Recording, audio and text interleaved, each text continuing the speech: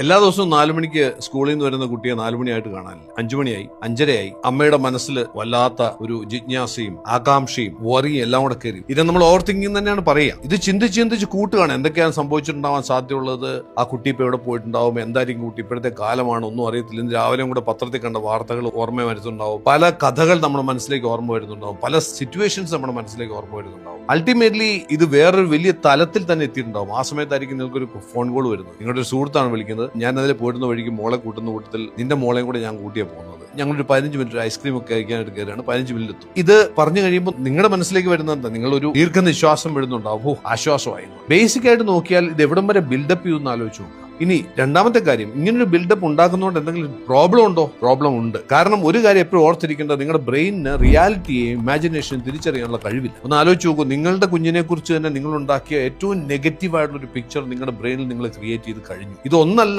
പലതവണ നമ്മൾ ചെയ്തുകൊണ്ടിരിക്കുന്നുണ്ട്. അത് കുട്ടിയെക്കുറിച്ച് മാത്രമല്ല, ഒരുപക്ഷെ ഭർത്താവിനെ കുറിച്ചുണ്ടാവാം, പല ആൾക്കാരെ കുറിച്ചും ഉണ്ടാവാം. ഇതേപോലെ എന്തെങ്കിലും ഒരു സിറ്റുവേഷൻ ഉണ്ടാവുന്നു, നമ്മൾ ചിന്തിച്ച് കൂട്ടി ഓവർ തിങ്ക് ചെയ്ത് അത് ബിൽഡപ്പ് ചെയ്ത്, പ്രത്യേകിച്ചും ഇമോഷനോട് കൂടിയാണ് നമ്മൾ ചിന്തിക്കുന്നത്. ഇത് ബ്രെയിനിൽ സ്റ്റോർ ചെയ്യുന്നത് എക്സാക്ട് ആയിട്ട് ആ ഇൻസിഡന്റ് നടക്കുന്ന പോലെ തന്നെയാണ്. ചുരുക്കി പറയുകയാണെങ്കിൽ നിങ്ങളുടെ ബ്രെയിനിൽ ഒരു മെമ്മറി കൂടി ഫോം ചെയ്തു കഴിഞ്ഞു. ആ ഒരു ഇൻസിഡന്റ് നടക്കാത്ത ഒരു ഇൻസിഡന്റ്, നടക്കുമ്പോൾ നിങ്ങൾ പേടിച്ച ഒരു ഇൻസിഡന്റ് നിങ്ങളുടെ ബ്രെയിനിനെ സംബന്ധിച്ച് ഒരു റിയാലിറ്റി ആയിട്ട് സ്റ്റോർ ചെയ്യുന്നു. ഇത് ഫ്യൂച്ചറിൽ നിങ്ങളുടെ ചിന്തകളെ